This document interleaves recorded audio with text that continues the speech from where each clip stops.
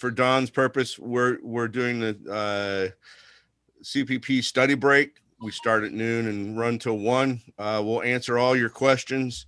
And I think, Richard, you've got a program set for us today. I do. Okay. So here's Richard. He's out in Colorado. He's been a photographer for a long time, but he's also an instructor. So he's been teaching this program for a long while. And Richard, take it away. All right. Let me see if I can share my screen. There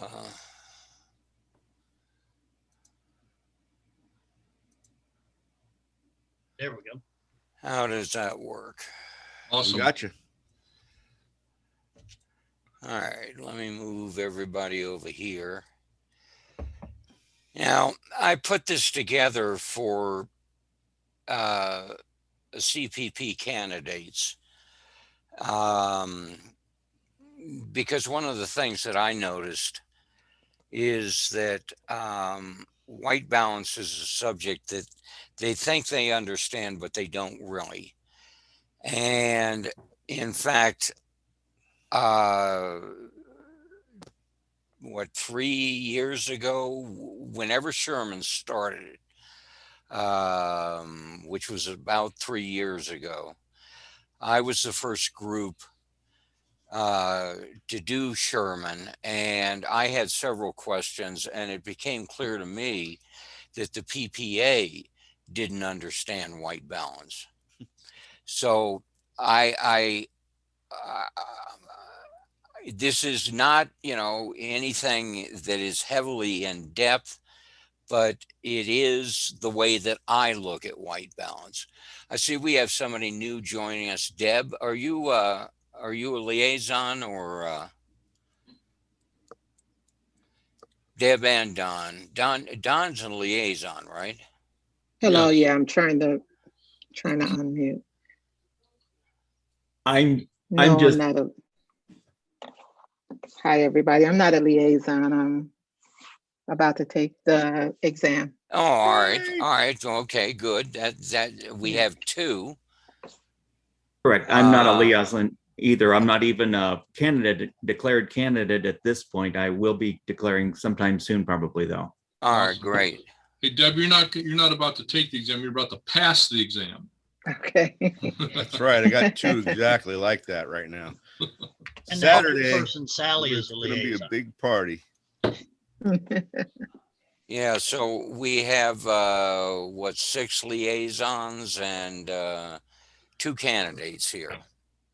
So this is primarily for the 2 candidates, is what I'm trying to say. Okay, so I titled this White Balance Theory and Practice. And I start off with some definitions here. In photography and image processing, color balance is the global adjustment of intensities of the colors. An important goal of this adjustment is to render specific colors, particularly neutral colors, correctly. That becomes very, very important. What we're trying to do is render white as white, gray as gray, and black as black. Hence, the general method is sometimes called gray balance, neutral balance, or white balance. And I pulled that from Wikipedia. Next definition is white balance is the camera setting that adjusts how colors are rendered in an image. Setting the correct white balance setting results in the color of light appearing as close to neutral. And again, here is the neutral, whites and grays as possible. Okay, so that there isn't a color cast to it. And finally, this is from London, Stone, and Upton, which is the #1 book suggested by the PPA for exam prep material. White light sources are not all the same. Their color is measured on a scale of temperature in degrees Kelvin, or K. With film, the color temperature of a light source is called color balance. With digital, it's called white balance. Accurate color in your photographs comes from a close match between the color of the light on your subject and the color balance of the film or the white balance you have set in your camera. And I'm going to say this a number of times. In other words, you can't just set a white balance in your camera and assume that that's going to be correct. It has to match the existing light that you are using. All right, without that match, all colors in a photograph will be shifted up or down the spectrum, becoming too cool or blue or too warm red. So, summing up these definitions, white balance is a color cast or tint that is in your photographs. It is measured in degrees Kelvin. The cast runs from red, orange, yellow to blue. And the goal of white balancing is to render neutral colors, white, gray, and black, as neutral or lacking any color cast. Now, is that clear to my two candidates here? Okay. All right. So let's turn to Kelvin temperature then, since this is the measurement takes place in Kelvin temperature. Kelvin is often used as a measure of the color temperature of light sources. Color temperature is based upon the principle that a black body radiator emits light with a frequency distribution characteristic of its temperature. In other words, think of a black stove, and as that black stove becomes hotter, it changes color. Okay, it changes color as it becomes hotter. So it goes from red on the low end all the way to blue or a bluish white when we get up to something like 10,000 degrees Kelvin. So the temperature is actually a measure of temperature. The Kelvin starts at absolute zero, which is about 256 degrees Fahrenheit, I think. That is zero on the Kelvin scale. And then the Kelvin scale goes up to 10,000. All right, a color temperature are black bodies. And again, think of this stove. Black bodies at temperatures below 4,000 Kelvin appear reddish. And we often say it is red hot. And that's what we're talking about. All right. So below 4,000 appear reddish, whereas those above 7,000 K appear bluish. A color temperature of approximately 5,600 K is required to match daylight film emulsions. This 5,600 K, 5,200 to 5,600 is kind of the neutral point. All right. So digital cameras and photographic software often use color temperature in Kelvin in editing and setup menus. The simple guide is that the higher the color temperature produces an image with enhanced white and blue hues. The reduction in color temperature produces an image more dominated by warmer colors. Now, I cannot come up with a way of depicting this physical manifestation of this theoretical black box, but I can show you what a match looks like. And if you look at the various colors that are taking place in this match, you'll see that the temperature of the flame changes. Down in here, where it is blue, it is most hot. Here it is least hot. And then as this gaseous stream runs up the side, notice how it changes color from blue to red. So this is the notion of Kelvin temperature. And again, it is that your light sources have different Kelvin temperatures. Now, this is all based upon burning something, right? It's based upon fire. What about LED lights? LED lights mimic Kelvin temperature. They can't actually produce it because it is a cool light to begin with, but they are able to mimic color temperature. They are able to mimic this Kelvin scale. Questions on this? Does that mean that there's no set scale for or set standard for LED lights as far as color temperature? No. In other words, it remains the same. It remains the same of about 5,200 to 5,600 being the standard.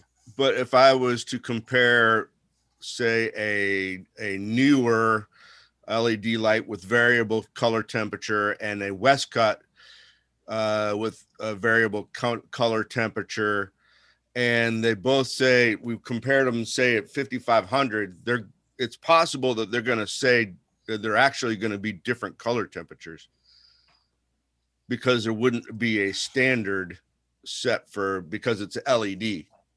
No, I think Chris, that your LEDs are set up to mimic color temperature. So there is no change in temperature itself, in physical temperature. Okay. That's what we're talking about here when we're talking. We say Kelvin temperature and we kind of blow off the second word there, but this does have to do with the physical temperature of the light source. And in your you didn't use Profoto, but in your studio strobes, for example, all right, you have a burning that takes place. And therefore you have a physical temperature. And what happens with the Kelvin is they mimic that, but they don't physically change temperature. Okay. Okay. I've understood though that studio strobes, for those who have studied how studio strobe works, the more powerful it is, the shorter the duration. I think I'm saying that right. The shorter duration of the flash, which also is what I've heard to be cooler in tone. So it's not going to be extremely noticeable with your like on your monitor or in your prints, but it will be different the from least power to more power.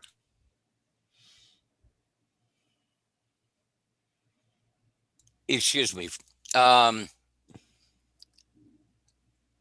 think that is right. I don't remember that, and I did not prep for strobes today, but I think that is right, that it is likely to have a higher Kelvin temperature. I know for a fact, and I know this because of Sherman, that Nikon speed lights have a higher Kelvin temperature than studio strobes do. In fact, they have a high enough Kelvin temperature that it takes you out of the acceptable range for Sherman. So I was using two strobes in each, or two speed lights in each umbrella. And I consistently came up with a Kelvin temperature of about 6,200, which is above the 6,000 that is allowed by PPA. My solution to that was to gel the flashes with a quarter CTO and then pull a custom white balance on it. And then I was down in the 5,600 range of Kelvin temperature. The quarter CTO took it down. Can you say CTO without the abbreviation for those that don't know what CTO means? Sure, color temperature orange. Thank you. And I will also say today CTB, which is color temperature blue. Right.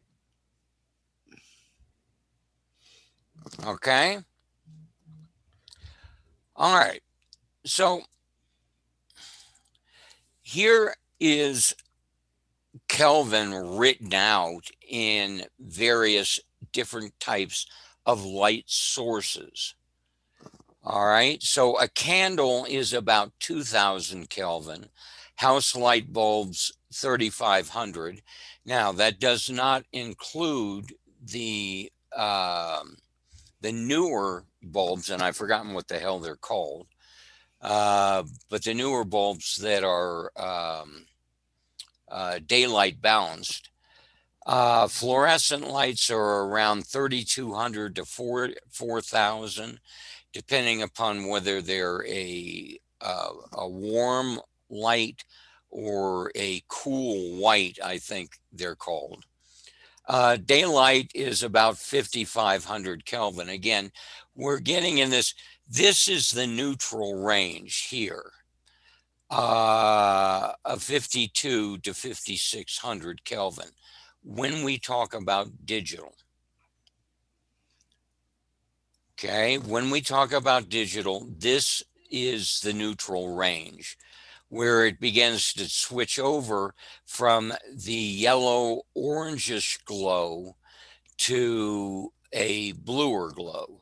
So an overcast day is 6,500, shade is 7,500, dark shade is about 9,000 Kelvin. Questions on that? I do have a comment. Mm-hmm. Looking at this scale and looking at the information I just put in the chat about Kelvin temperature, and it's easier to say or easier to see that we deal as photographers with a smaller portion of that scale, where it makes sense that the exact temperature that we can, or the most exact temperature that we can dial into our camera significantly affects our pictures. Because Kelvin temperature, because it's not really what I've read, what I found here is it's not really defined as a Kelvin temperature. It's a Kelvin unit. Technically starts at 273 degrees or 273 units, which is zero. Minus. Freezes. Water freezes. I'm sorry. Water freezes at 273. So that's 0 degrees Celsius. Mm-hmm. And then you're talking about it goes up at least to 9,000, probably closer to 12, whatever, Mm-hmm. 12,000 degrees. So that's a huge, my point is that's a huge scale. Yeah. And what we use in lighting is such a small portion of that, dialing in our exact, degrees is very important. Yes, without question.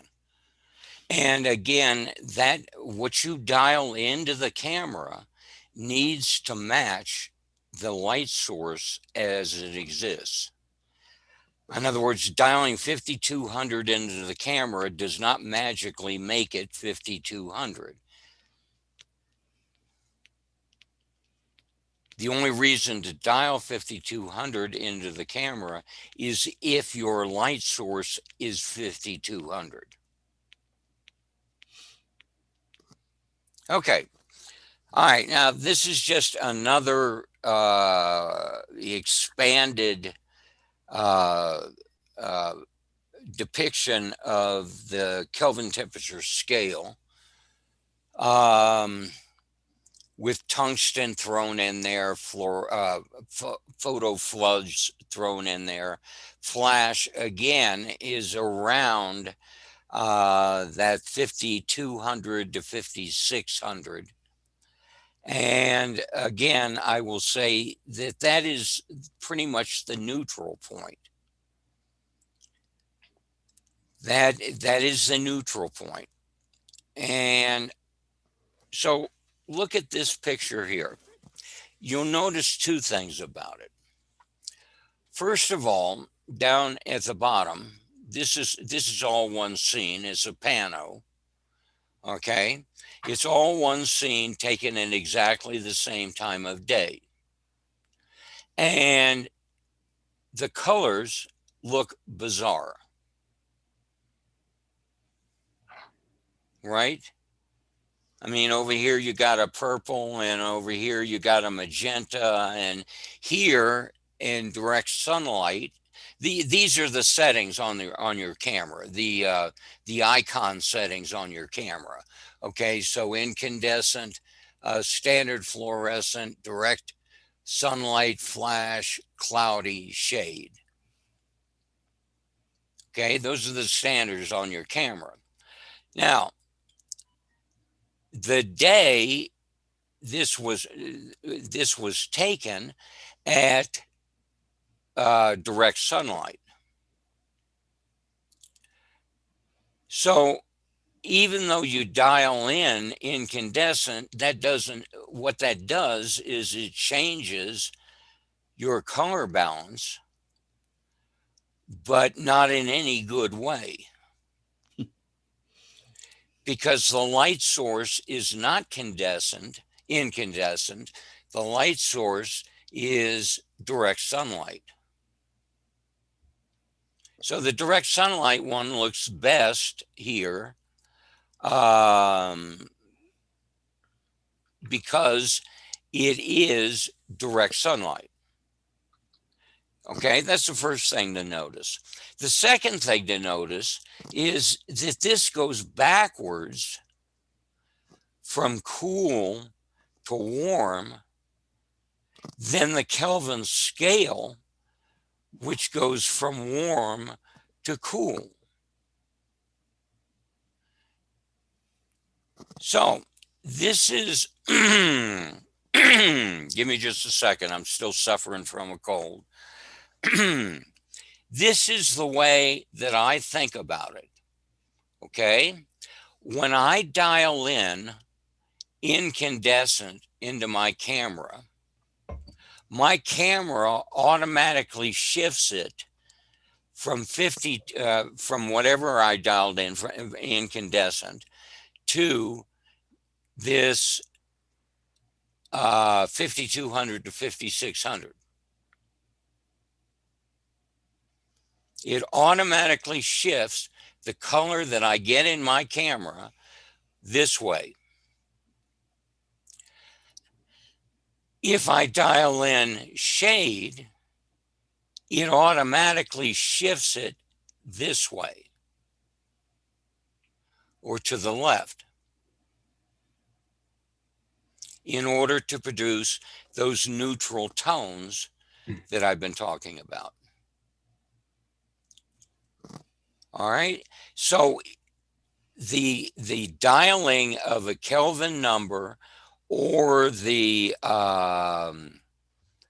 icon to represent a Kelvin temperature, what it does is it shifts the color in the camera from whatever you've dialed in to here, to the center of the scale.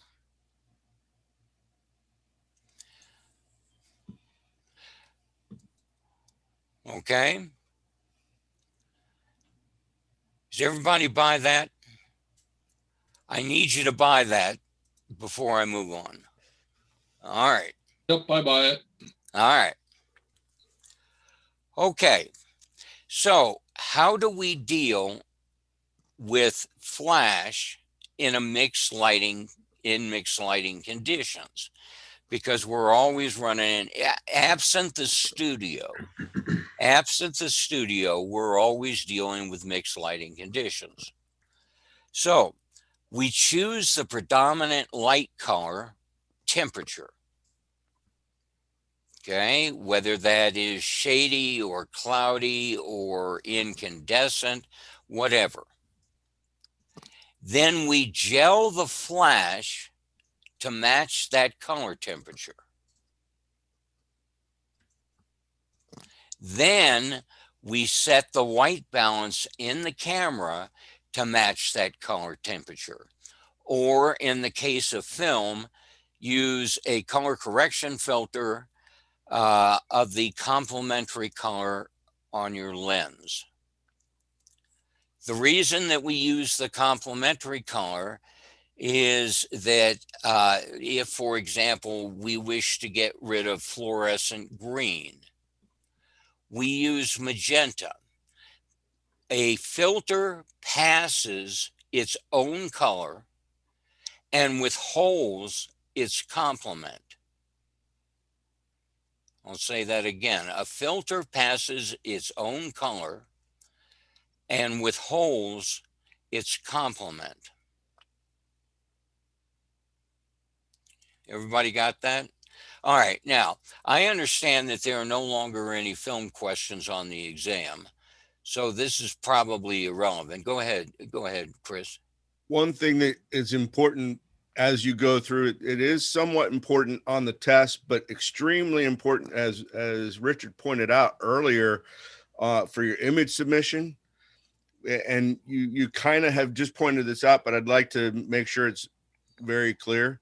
Anything from the light source, your strobe, all the way through to the sensor, how that light travels, whether it's from the flash tube to the sensor, anything that's in between can affect the color temperature of your light. So, as Richard said, the flash tube on a Nikon flash is warm. It's cooler. So, but technically, it may not have only been the flash. It could have been, as Richard put, a warming filter in there between the flash and the umbrella. It could have been the umbrella. It could have been something. It can be something in your subject, or it can be a filter that's on the front of your lens, or even your lens itself. So any of those things between the light source all the way through to the sensor can affect your color temperature. So, and that's kind of what you're saying here, is we can make corrections, or it can also throw us for a loop in our final product. Good, thank you, Chris. Let me come back to this, because there was a point that I wanted to make that I didn't. Okay, so if we set our camera at incandescent, what does it do? It automatically slides that up to somewhere around 52 to 5600.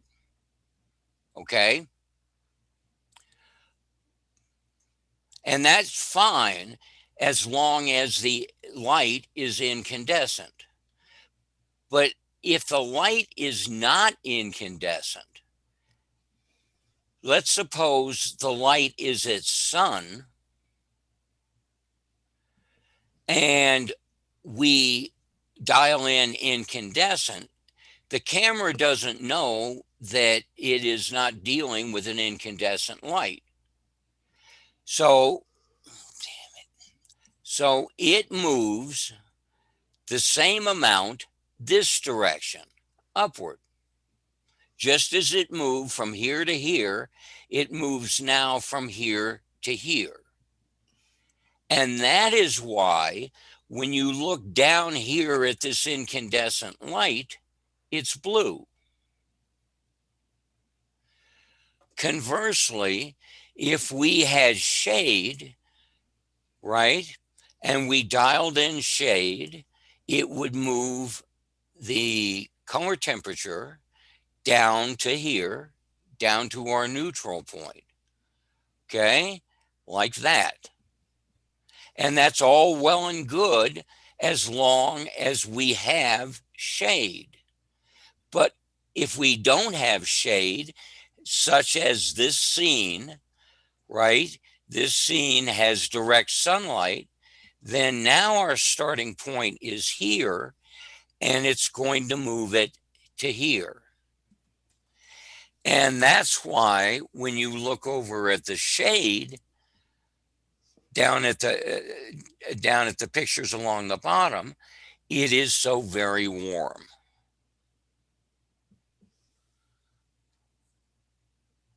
Does that make sense to everybody? Okay. So here I blatantly stolen a Joe McNally picture from the 1980s. All right. This is Joe McNally. If you don't know who Joe McNally is, you need to know who Joe McNally is. So how was this picture taken? It's intended to look as if it's lit by the lights here in the subway car. In fact, he has a big old umbrella or a softbox over here, which is doing the lighting. But it's intended to look like this subway car. Well, and let me say up front, this is done with film. This is Kodacolor. Okay? This is not digital. This is Kodacolor. So it's going to, the way he did this is going to differ than the way we do it in digital. So he has these fluorescent lights here, which are predominantly green. They've got a green cast to them. So what does he do?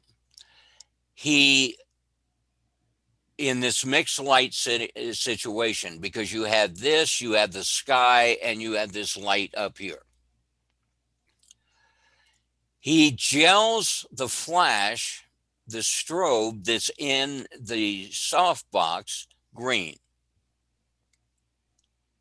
Okay, gels that green. So now this light matches the light that's coming out of the softbox and matching the subject, or excuse me, falling on the subject. Then he takes a magenta filter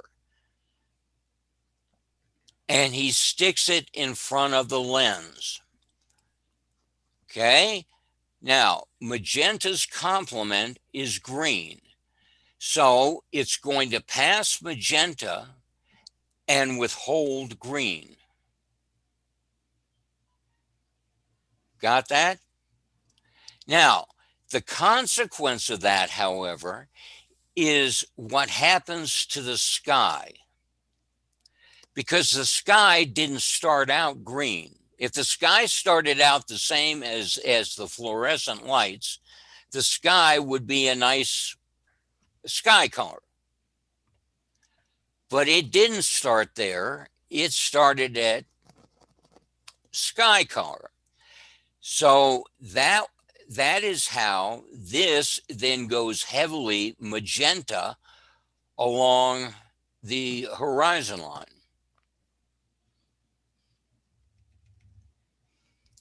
Okay, so what I said before is choose the predominant light color temperature in the scene, gel the flash to match that color temperature, and he did that, and then set your white balance to match the color temperature, or in the case of film, use a color correction filter of the complementary color on your lens.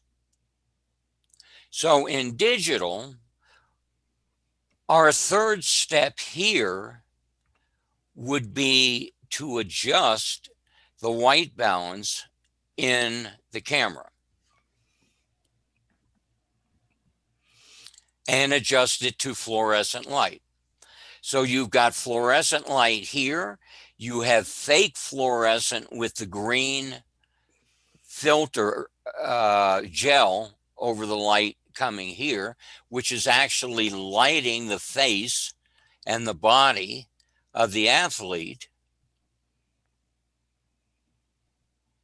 And then you don't get this cast because you're not using a magenta filter. Questions on that?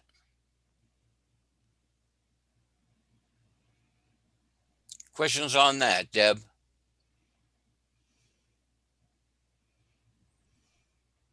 Deb, you with us? She may be at work and may not be able to chime in. Oh, okay. All right. Has everybody got that? Yeah. Okay, so we can creatively use this, right? To warm up the background, gel your flash with a full CTB and set your Kelvin to 7,500. What happens? Let's go back to here. We are putting a blue gel on it, and we are setting our color temperature to 7,500. I've got it here at 8,000, but 7,500. What's that going to do? It's going to move this to here, right? Sliding scale, it rolls this to here. But the ambient light in the scene didn't start out being up here. We did this deliberately. Thank you very much. By putting a blue gel, a color temperature blue gel, CTB on our couple. There you go. Chris, could you mute? I'm done. Sorry. Okay. So we did this deliberately. We made that light on our subjects blue. But the ambient light we haven't touched. So the ambient light starts here, and it's going to go now down to here. Does that make sense? Okay, so what you end up with is this. Your individuals, your subjects are perfectly exposed because they have the blue light on them. And you have set your Kelvin temperature to 7,500. Your background, however, which started at around 5,200, let's say, or warmer, is going to go warmer still as that color temperature is slid left down the scale. The opposite is true. We can cool down the background by gelling your flash with a full CTO, color temperature orange. Set your Kelvin temperature to 3,200. Okay, so I set my color temperature to 3,200, and it's going to go to the neutral place of 52 to 5,600 here. But the ambient light didn't start out down here. It started out around here. And so the ambient light, you know, if if one moves, the other has to move, right? So the ambient light now moves to extra cool. And what you end up with is this: a very cool background, a very blue background, but the subject perfectly exposed.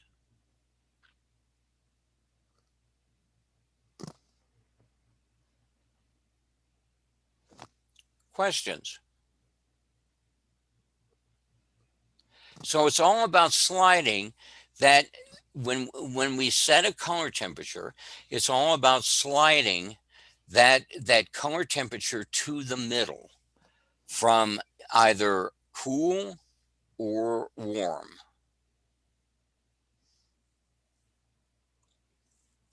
All right, setting white balance in the camera. There's several ways of setting white balance in the camera. All right. The first is using white balance icons, sunny, shady, you know what they are, right? The second is to set a specific Kelvin temperature. And the third is to eyeball it using live view.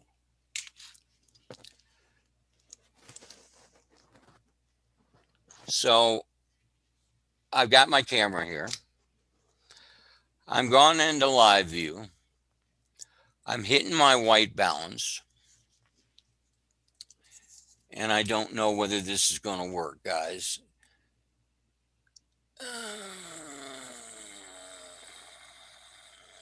No. Well, maybe.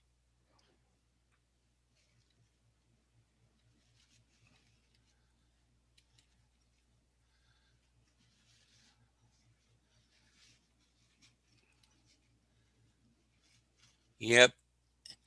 You can see that the color temperature is changing as I'm rotating the dial. In this case, the front dial on the Nikon 750.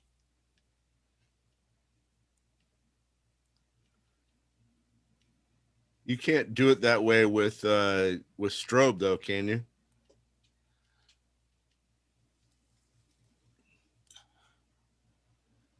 No, you can't. No, you can't. So that's only for constant lights. That's right. That only works for constant light. That is correct. Something I found there is that when I try to adjust it on the back of the camera, my eye is already accommodated to the color of light that I'm standing in. And the back of the camera might look fine when I'm adjusting it there, but when I get it home, it's whacked out. So I've learned to trust the numbers, because that numbers don't lie, but your eye can fool you. That's just been my experience. All right. Well, sorry, that was a disappointing demonstration. At any rate, you put it in live view.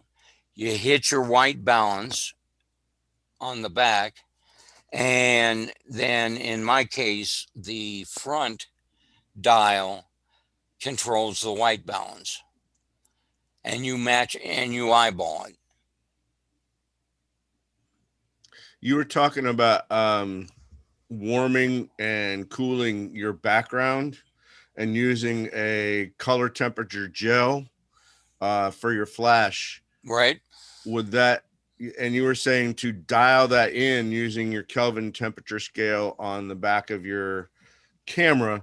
Right. Would that also work by using a custom white balance? If you custom white balance,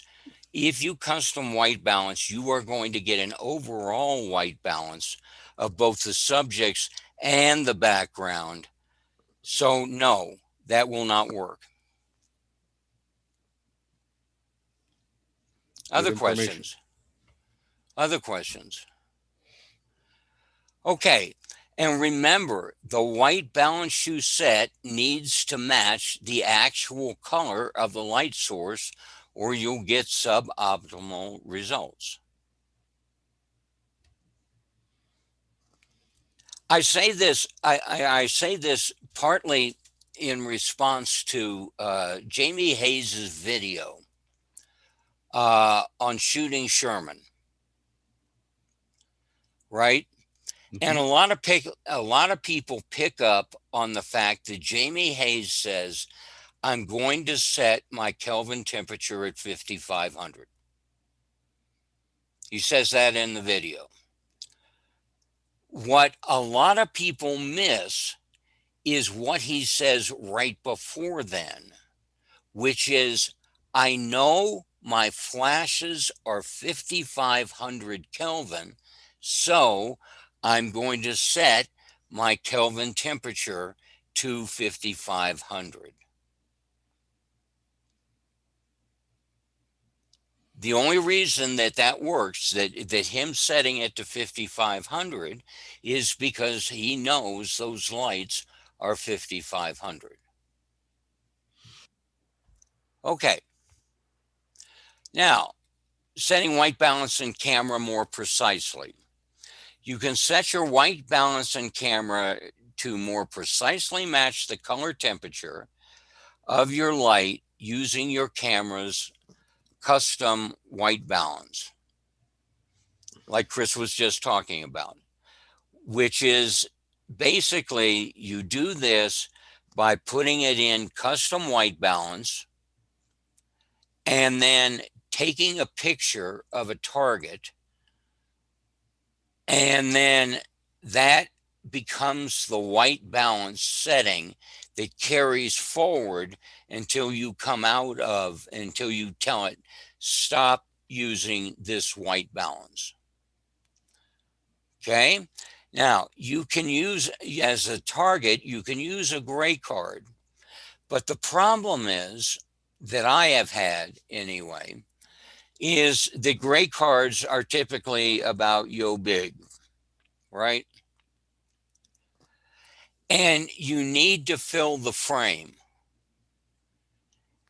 And you cannot get close enough to the white balance card to fill the frame. You're going to end up with extraneous things around it, and that's going to be taken into account when it computes your white balance.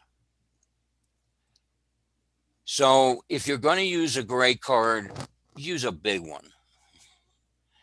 All right? Use a big one. The other way to do this.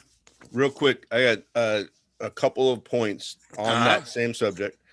Number one, that is very true for Nikon users, which I know there at least three of us, the top row on my computer, are Nikon users. That is very true. Canon users, you can actually crop a custom white balance in. The second thing is, yeah, this is true. If you give me a minute, Chris, what Nikon does is it takes a basically a gray card view of to set this white balance. So it takes a very neutral, nothing in the scene at all. Whereas with Canon, it takes an actual picture. And therefore, because it's taking an actual picture, you can go ahead and mess with it. Right. That, which brings me to my second point. On a custom white balance, focus does not matter. So as long as your white or your gray card is in the light that you want to measure, you can throw your camera into manual focus and move as close as you want to get, as long as you're not creating a shadow. And then the third point, the color temperature of the actual card makes a big difference. Yep. I have 3 different gray cards. They all 3 have different color temperatures. So the most reliable gray card you can buy is a Kodak gray card. It is the one that's the industry standard. That's Good. it. Good. No, that's true. And one other point, kind of tangentially to that, is you are better off using, it's my understanding, you are better off using a gray card than you are using a white or a black, because there can be impurities in white and the black to a greater extent than you're going to find in the gray. Okay. The other way to do this is with an expo disc. Okay. And an expo disc, you just hold it. It has threads, but you don't need to thread it on. You just hold it in front of the lens, keeping your fingers out of the way, and then shoot back at the light source.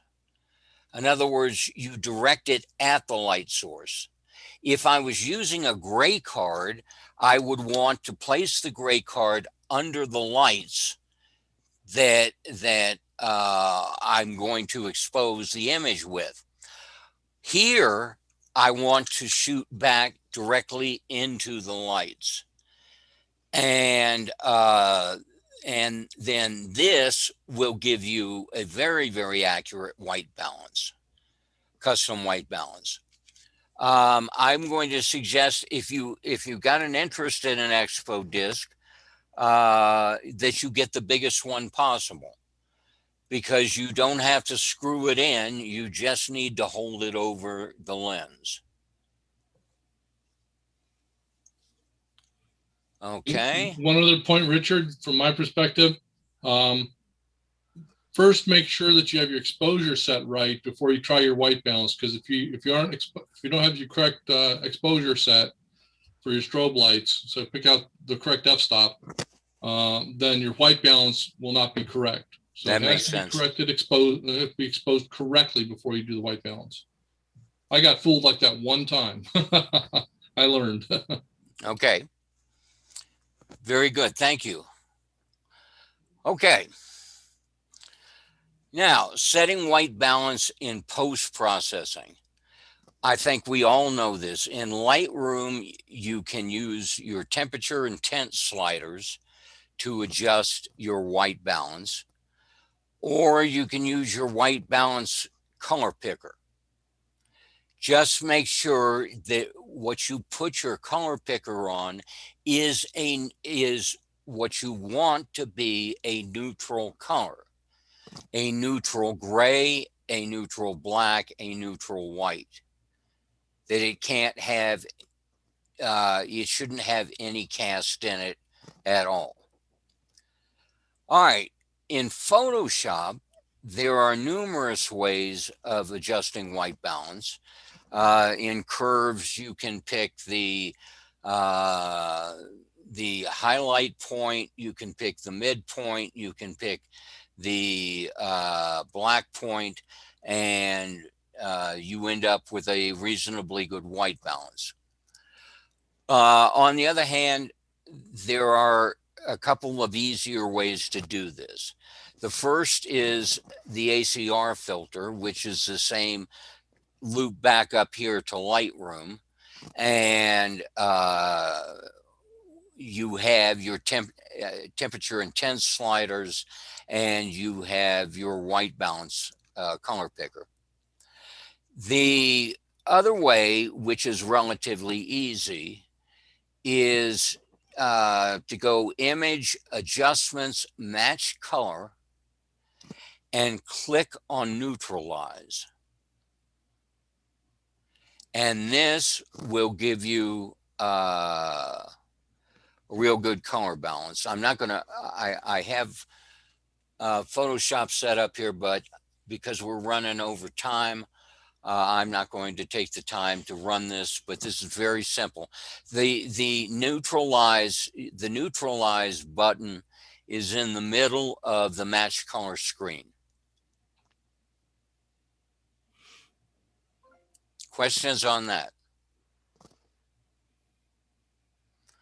And then this final point, which I made before early on, it turns out Nikon speed lights exceed 6,000 K.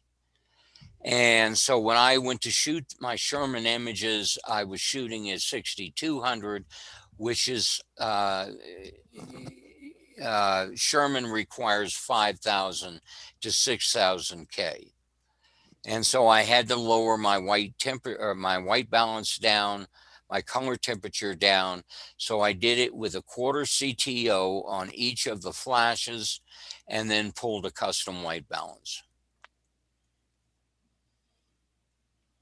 And I pulled a white balance using a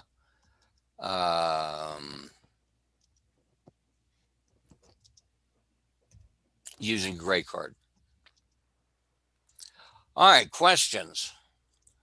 A portrait of an executive has been taken outdoors with a digital camera. The image looks fine on the LCD viewer. The next photograph of the executive is taken in an office building. This time the LCD image appears green. Before continuing the photo session, what is the most efficient way to correct this problem? Reset the white balance.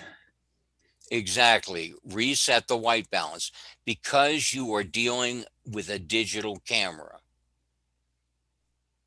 All right. The 20 magenta filter would be correct if you were dealing with film. But because you are dealing with digital, it is reset the white balance. Okay, 2, to achieve a white balance with daylight balanced color temperature, set your white balance to which Kelvin number? Think C, 5,500. 5,500 is correct. Any questions on that? Okay, when photographing under fluorescent lights with digital capture, color correction of the subject is best achieved by? I think, again, adjusting the color balance. Adjusting the white balance. White balance, whoops. Yep, adjusting the white balance, D. When photographing with tungsten lights as opposed to electronic flash, the most significant difference can be found in the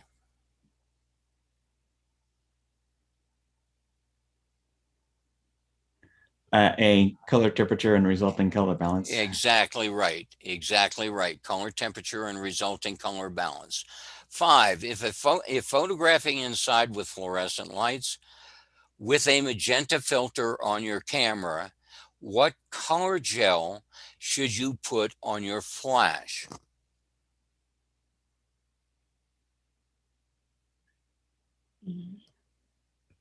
Go ahead. B, green. Green is correct, right? Your color filter passes its own color and withholds its complement. The complement of magenta is green. If you are photographing inside a dimly lit ballroom at a wedding reception, the color temperature could be B, 2,800. 2,800. B is correct. Could be as low as 2,800. In which case, what do you do if you want to use flash? You gel your flash to 2,800, and then you set your camera white balance to 2,800. This is using digital. And you ought to end up with neutral whites, grays, and blacks. Okay, guys, that's all I have for you. Please feel free to contact me with any questions. Here's my email address, my phone number, and I'll open it up to questions.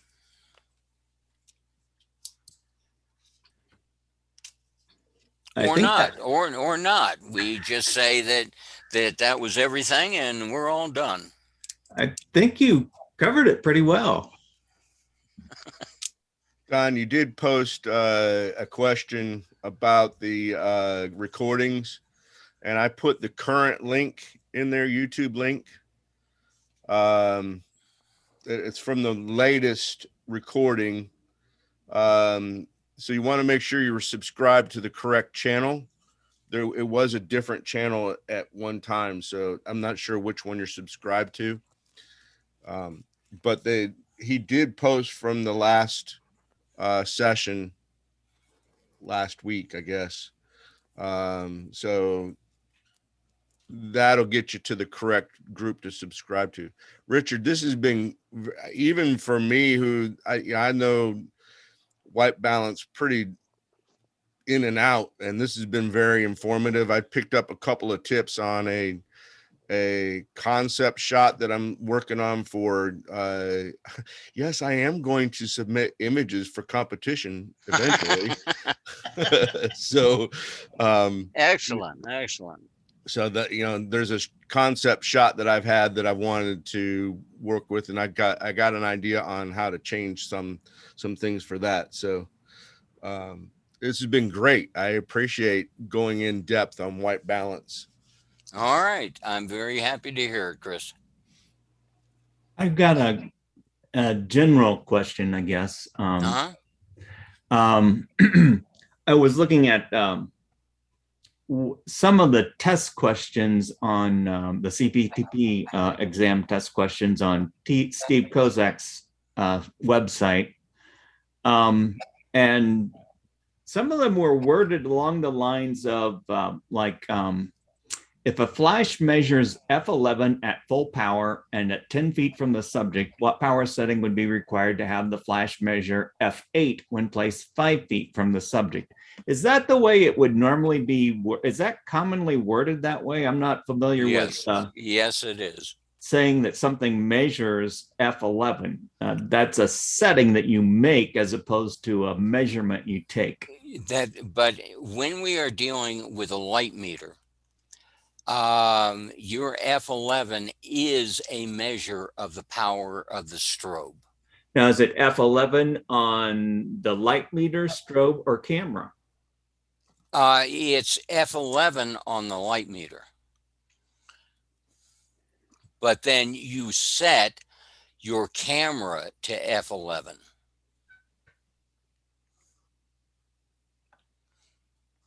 A light meter, an incident light meter, which is what you're using in the studio situation, is going to show f11, f8, whatever, as a measure of the power of the light.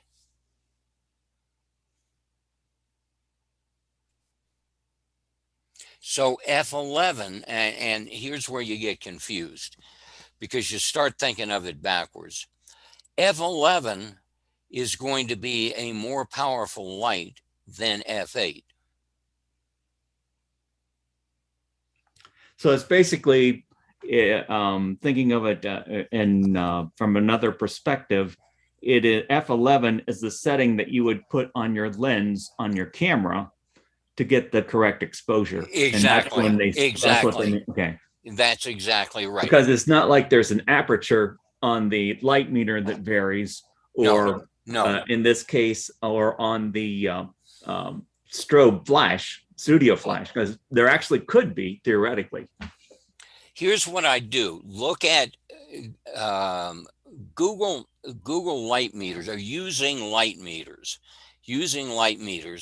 and there's like 100 million different videos out there, and watch 3 or 4 of them and you'll have it on YouTube. Okie doke. Do you have a Creative Live membership? Me? Anybody? Creative Live. What is that? That is a website that you can go to with kind of instructional videos. It's kind of like a master class, but it's more for creatives. And is it affiliated with Adobe? No. Okay. Although they do a lot of Adobe training on Creative Live. Okay. That is where I've seen. Okay. I've seen Okay, that. so right now, and it's actually on sale right now for $19 if you want to, if you don't have the membership or a creator pass, you can buy the classes individually. But Tony Corbell he teaches at Texas School. He's pretty well known photographer. Has worked with a lot of old timer photographers. Actually pretty well recognized through PPA. So my point is he's a very reliable instructor. He has a 3-day course right now on sale for $19.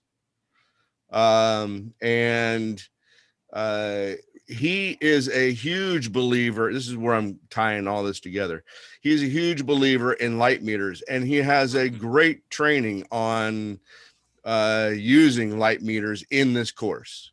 But it covers commercial lighting, covers portrait lighting, all kinds of different types of lighting. He actually does a lot with light painting. And he meters everything he does. So he teaches you how to meter for all of those circumstances. So that may be, bits and pieces. The 3-day course is broken down in anywhere from 15-minute increments to, I think the longest one I've seen is 42 minutes. So you don't have to watch it all in 3 days. Sit down for 3 days at a time. You can watch it over a longer period of time. It is a little bit older. And here's where what I captured from that, it being older. He's using Bowen's monolights, which you can't buy anymore. Bowen's is a defunct company. However, it is not manufacturer specific training. So you can take away from it whatever you want. In fact, he uses the same Sekonic light meter that I do, but you can do everything he does with any brand light meter. So I would check that out. That's a good place to kind of get some real intense training on light metering. Just out of curiosity, which model of Sekonic do you have? I have the new 478, I think it is. I can't remember the exact. It replaced the 358. And so it's a little bit smaller. It's programmable, which makes it, I say that because it makes it expensive. It's almost $300. They have a model that like Chuck has that you can get for under 200, I think. Isn't that under 200, Chuck? Yeah, the Sekonic. Yeah, the 199, I think. Yeah, whatever that is. But it will do everything you need it to do. The one thing about light meters is you buy it, you're pretty much going to have it. I mean, they don't really go bad. So you kind of have to look at it as an investment. And that's why I stepped up in model. There's an attachment on mine that you can get for spot metering that you can't get for the lower end model. And I can calibrate mine for filters, and I can calibrate it for any type of compensation that I may want. Whereas that one, you kind of have to do the math. So, it made sense. And also, well, no, there is a flat disc. Does the flat disc come with yours, Chuck? Yes, Okay. So the flat disc. got the dome and the flat. Yeah. So the flat disc is used for copy work. And you kind of have to take that off of, or put it on for, the lower end one. With mine, I just dial my disc back, my Luma disc back, and I can, do the same thing all built in. So that's, It's Allie. some pluses and minuses.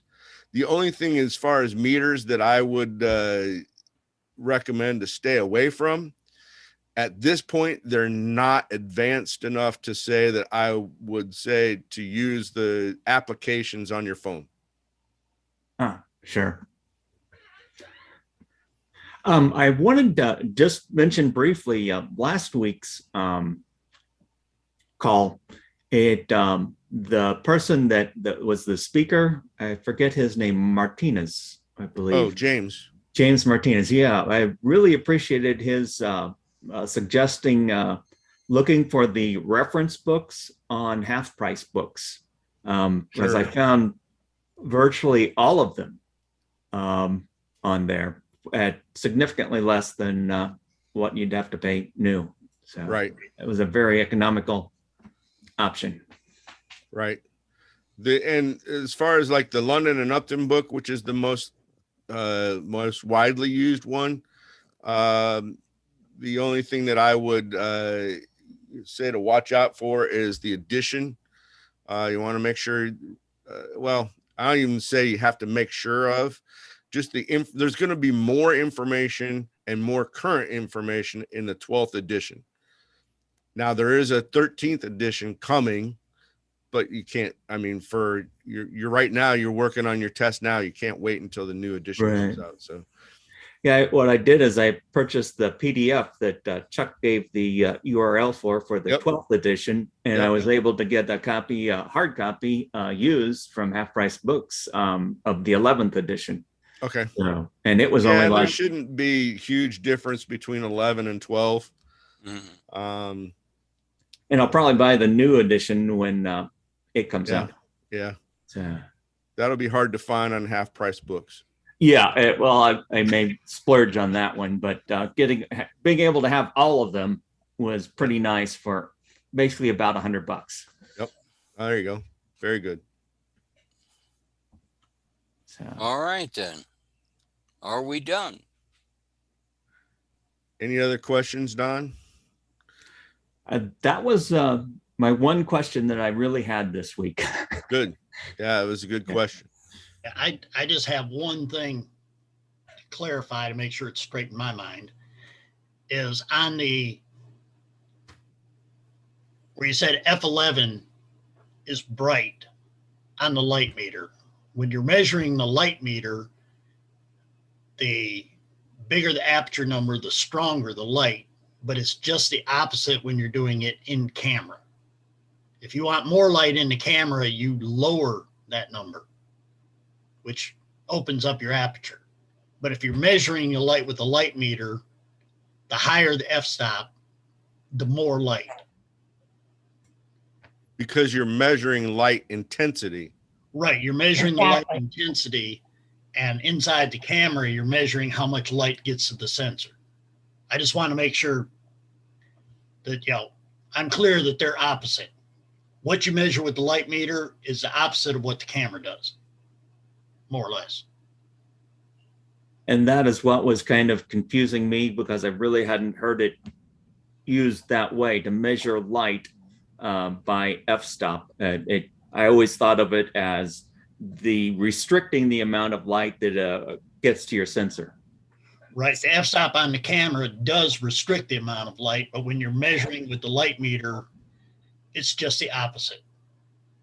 That's why I just called Chuck, because I was like, that just flew by me. Because let's say that I'm in the camera room and I'm photographing somebody that has dark skin. If I'm at F11, I'm going to F8 or going down lower. I'm not going up higher to get more light. I'm going down. So I was like, let's clarify that. I just really wanted to clarify that. So Chuck, thank you for helping me. Sure.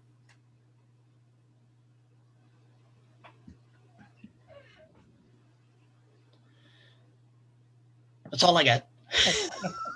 Okay. We're just listening.